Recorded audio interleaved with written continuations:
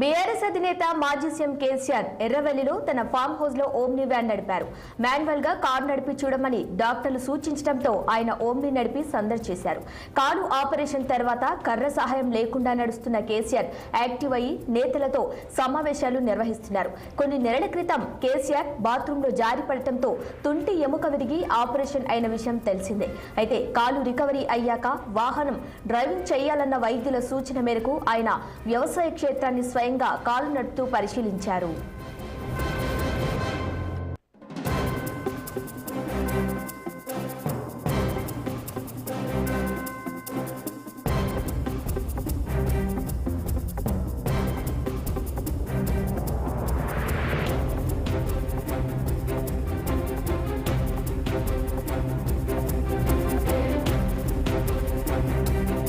BRS అధినేత మాజీ CM KCR ఎర్రవెల్లిలో తన ఫామ్ హౌస్ లో ఓమ్ని వ్యాన్ నడిపారు.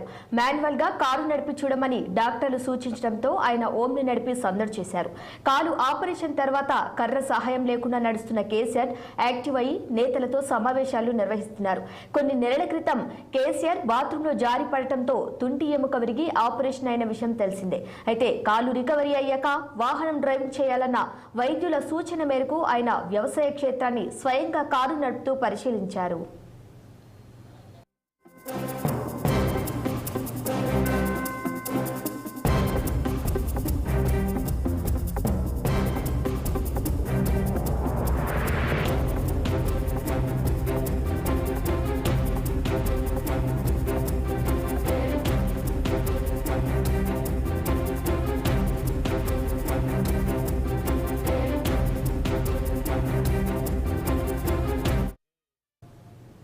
విద్యుత్ కమిషన్